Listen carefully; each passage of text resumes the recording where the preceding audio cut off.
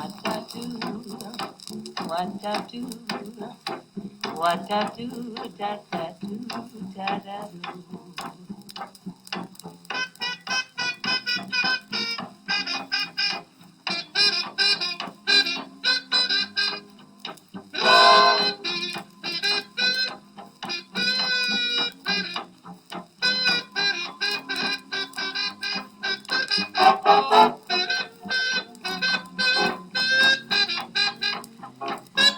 All right. Well, don't forget to like, subscribe, and hit that bell so you'll get notifications for when new lecture videos are posted. Now, already in this class, we've already talked about the economic changes of the 1920s, and we've looked at some social changes. We looked at entertainment with sports and things like that. But what we're going to do today is we're going to really dive in and look at the different changes that happened across different groups in the United States in the 1920s. So this lecture is called the Jazz Age. We're going to look at how life changed for women, how life changed for African Americans, and what life was like in the United States. Now, the Jazz Age is a term that was coined by the author F. Scott Fitzgerald. And what it does is it characterizes a spirit of rebellion and spontaneity amongst young Americans in the 1920s. And it also describes the music that was really, really popular during the era. Now, as part of the Jazz Age, one of the first groups to see an expansion in their rights and in their privileges in the United States is women. So in the 1920s, women get suffrage. Women get the right to vote with the passage of the 19th Amendment. What the 19th Amendment does is it barred states from using sex as a qualification for suffrage. Now, one of the big reasons why the 19th Amendment is going to be passed in the 1920s is the role that women played during the Great War, during World War I. President Wilson said, "We have made partners of women in this war. Shall we admit them only to a partnership of suffering and sacrifice and toil, and not to a partnership of privilege and right?" And so women, the role they played, both within industry, within nursing, and what they did to help the United States war effort during the Great War, allowed them the ability to gain the right to vote. Now, when women gained the right to vote, the United States became the 27th country in the world to allow women the right to vote. This also marked another change within women's lives. For one, the 1920s is when women started to wear more revealing clothing. And what this does is it also leads to another movement for women called the flapper movement, or flappers. Flappers were young women in the 1920s who wanted to rebel against the pre-war standards of femininity. So what this meant, they wore shorter dresses, they bobbed their hair, they danced to jazz music, they drove cars, they smoked cigarettes, and they also drank and gambled in public. So what this is the flappers is really a big movement in rebelling against the old school Victorian standards and expectations for women. It became more common for women to drink and smoke publicly. And a lot of that is a product of women working in the labor force during the war. In the previous 20 years, so in the 1900s, right at the turn of the century, women in New York City, if they were caught smoking in public, could be arrested. So what you see is in the 1920s, tobacco companies start to advertise and try to encourage women to buy their products. So they started calling cigarettes torches of freedom, the expanding freedom that women were granted with the 19th Amendment. A lot of flappers were also wanted more out of life than just motherhood. They wanted a version of feminism that was carefree, that was fun-loving, that was defiant and self-indulgent. And they wanted to have a life outside of being mothers.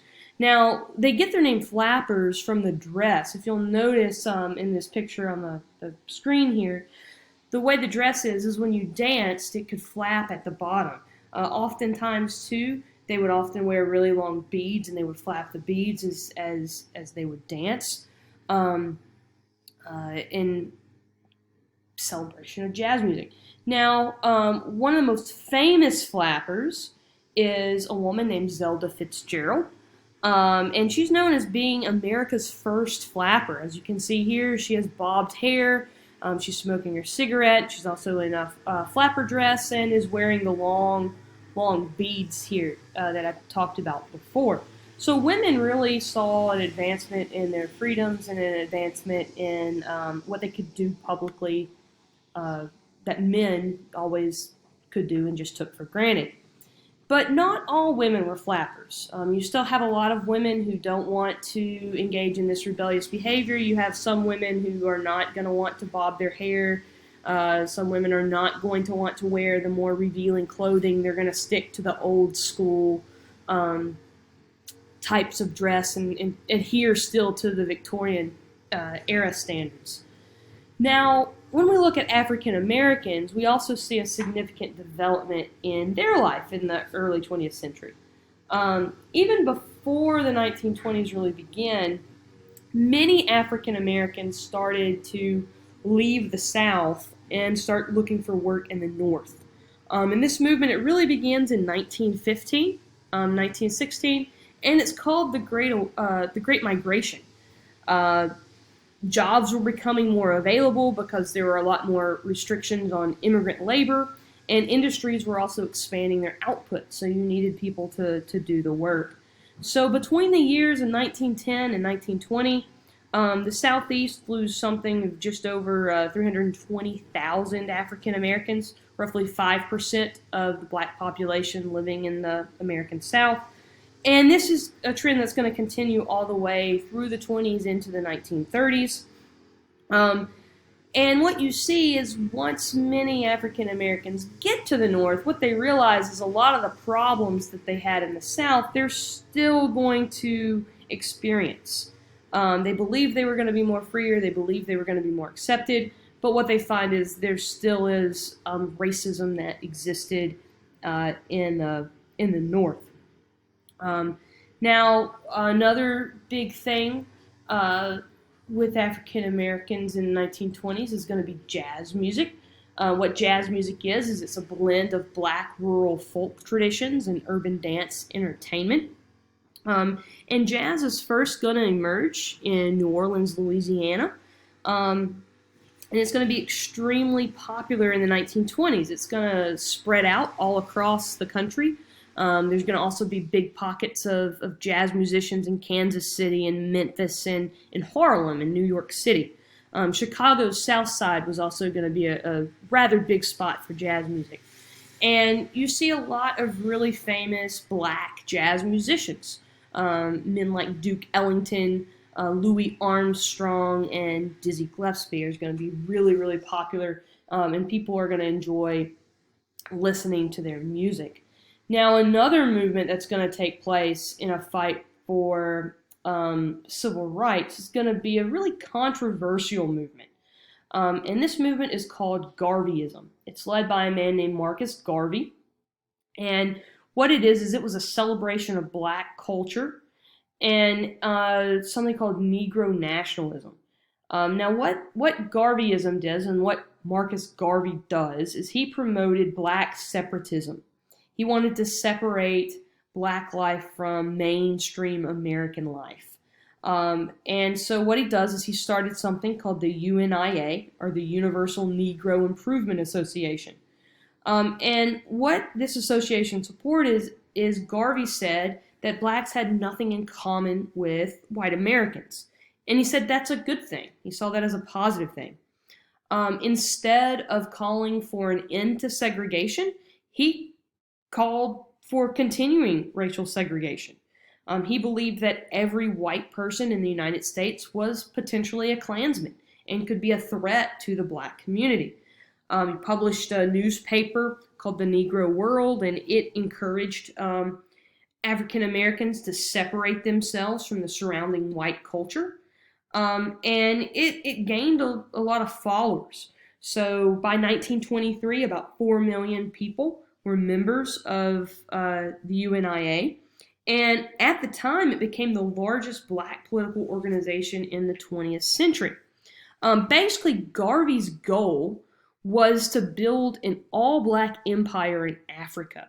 He said, we'll let the white men have America and Europe, but we are going to have Africa.